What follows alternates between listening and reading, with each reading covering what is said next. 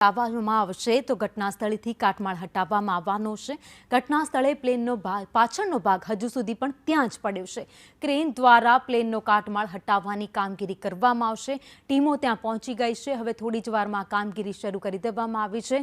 તો જ્યાં બિલ્ડિંગ ઉપર પ્લેન ક્રેશ થયું હતું એ કાટમાળ હજુ પણ ત્યાં છે। એ બધો જ કાટમાળ ધીરે ધીરે કરીને ક્રેનની મદદથી હટાવવામાં આવશે। એની ટેલ છે એ બિલ્ડિંગની વચ્ચે ફસાઈ ગઈ હતી અને હવે એને ત્યાંથી હટાવવામાં આવશે। ક્રેન બોલાવી દેવામાં આવી છે અને તૈયારીઓ કરી લેવામાં આવી છે। આ બધો જ કાટમાળ છે ત્યાંથી હટાવવામાં આવશે।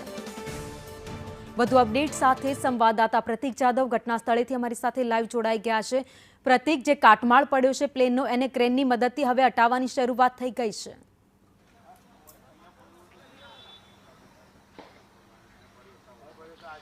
બિલકુલ ભાવિની કાટમાળ હટાવવાની શરૂઆત થઈ ચૂકી છે।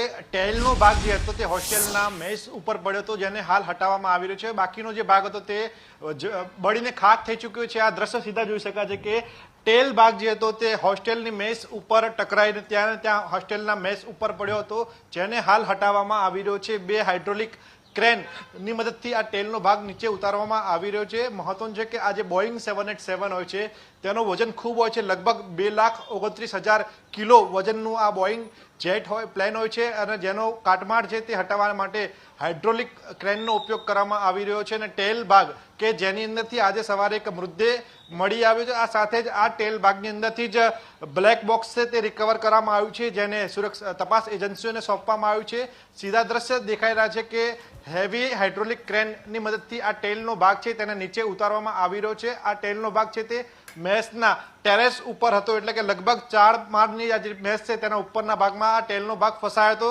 અને ત્યારબાદ આ પ્લેન ક્રેશ થયું હતું।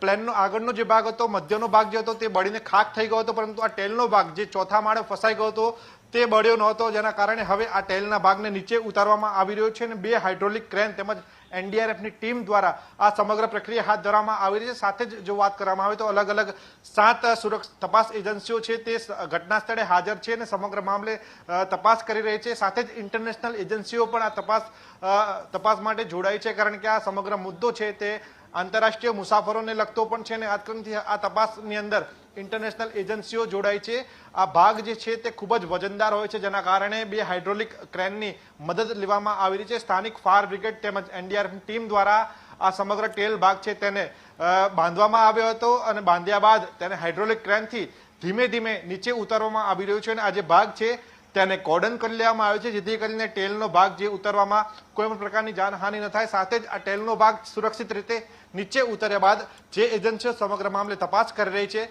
તેને સોંપવામાં આવશે અને ત્યારબાદ સમગ્ર મામલાની તપાસ ઊંડાણપૂર્વક કરવામાં આવશે। સૌથી મહત્વની વાત એ છે કે બ્લેક બોક્સ છે તે ગઈકાલે જ મળી આવ્યું છે, જેના ઉપરથી પણ સમગ્ર ઘટના કેવી રીતે બની હતી તેની માહિતી મળી જશે, પરંતુ આ ટેલનો ભાગ પણ ખૂબ જ મહત્વનો હોય છે, જેથી કરીને આ ભાગને હાલ ઉતારવામાં આવી રહ્યો છે। ઘટના સ્થળની જો વાત કરવામાં આવે તો સ્થાનિક ફાયર બ્રિગેડના જવાનો, પોલીસ, એનડીઆરએફના જવાનો તેમજ કેટલાક મિલિટરીના જવાનો પણ ઘટના સ્થળે ઉપસ્થિત છે। સાથે જ અમદાવાદ મ્યુનિસિપલ કોર્પોરેશનની ટીમ પણ ઘટના સ્થળે ઉપસ્થિત છે।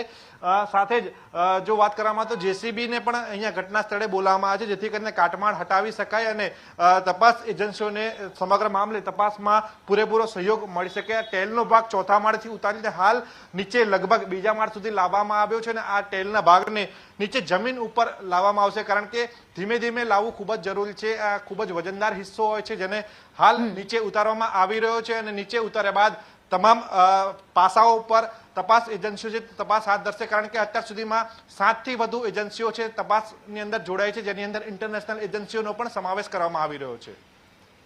આભાર પ્રતીક માહિતી માટે।